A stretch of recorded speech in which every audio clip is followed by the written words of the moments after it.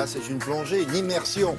Oui, une plongée que nous propose le Parisien, une plongée dans la caverne d'Ali Baba du cinéma. Il s'agit en l'occurrence des ateliers de restauration du fort de Bois d'Arcy, c'est dans la région parisienne, c'est un endroit ultra sécurisé, il appartient au CNC, le Centre National du Cinéma, et on y trouve plus d'1 million de bobines, regardez, dans leur boîte de métal. Alors ici, on stocke, on répertorie, on numérise, on restaure aussi, et c'est à nouveau des histoires qui pourraient faire l'objet de scénarios.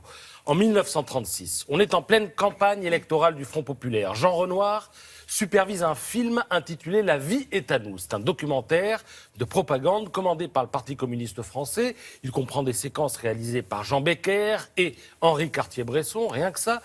Le film raconte le quotidien de militants, vendeurs à la criée de l'humanité, des paysans, des grévistes, des chômeurs, des ouvriers, bon, tout ça dans le contexte du front.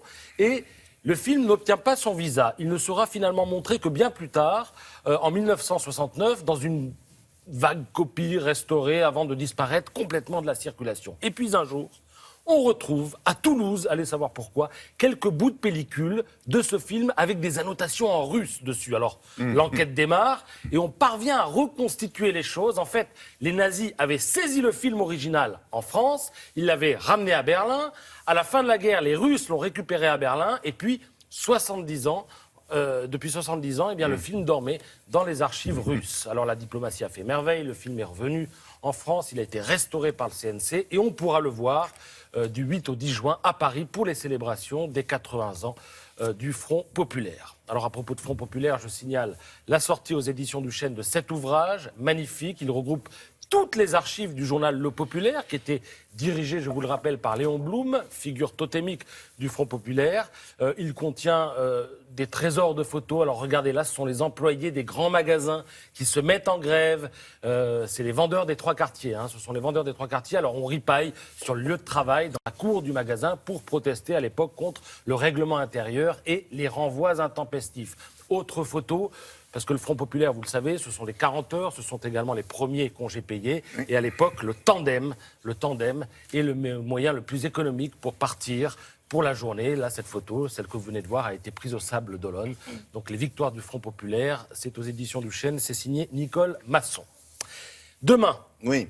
À partir de demain et jusqu'à dimanche, la 11e édition des Journées Marteau. Je ne sais pas si ça vous dit quelque chose. En fait, il s'agit d'une vente aux enchères, une vente relais à l'hôtel de la Marine. Des commissaires-priseurs de province proposent les trésors, des choses qu'ils ont dénichées à droite, à gauche, dans des greniers et qui, selon eux, valent le coup et valent quelque chose. Alors vous aurez par exemple cette voiture, une Renault 10 R10 Major de 1965, entre 2005 et 3 000 €. Mais la particularité de cette voiture, c'est quoi ?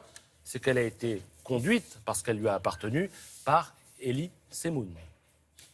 Vous aurez des poupées Barbie collector, 20 à 30 €. Là, on a les moyens. Il a conduit ça, pourquoi il... Ah, je ne sais pas, il avait cette voiture. C'est une voiture de collection. Ah oui.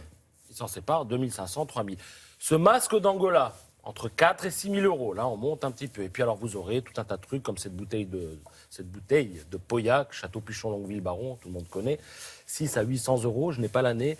Un moment d'émotion aussi, c'est-à-dire une matinée avec Pierre et Michel, 3 gros, qui ont, comme leur nom le suggère, 3 étoiles au Michelin.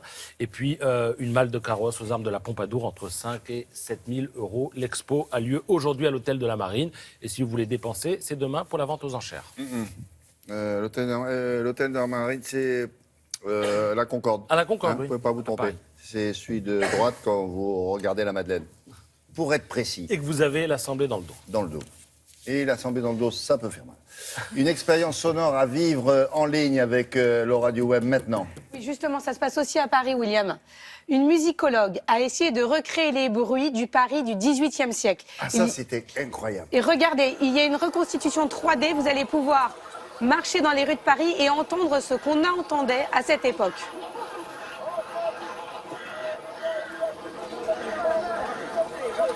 Et au fur et à mesure de votre visite, les bruits forcément évoluent. Vous allez entendre des chevaux, des marchands. Ouais. Pas de scooter. Non, il n'y a ni ambulance, ni scooter. Klaxon, tout ça, non. Pas de klaxon, oui. Commerçants, vendeurs, des enfants. Exactement. Et il y a tout un descriptif avant et vous allez même pouvoir vivre cette expérience les animaux. à la Cité des Sciences et de l'Industrie à Paris au mois de juin. Ouais, c'est bien ça. Elle s'appelle Mylène Pardoen et le travail est absolument extraordinaire. Quelle année, là, ils ont... 18e siècle, elle n'a pas précisé exactement. 18e 18e. D'accord. Merci, Laura. On continue avec Marie-Mame Joglou, qui s'intéresse pour Télématin à l'actualité.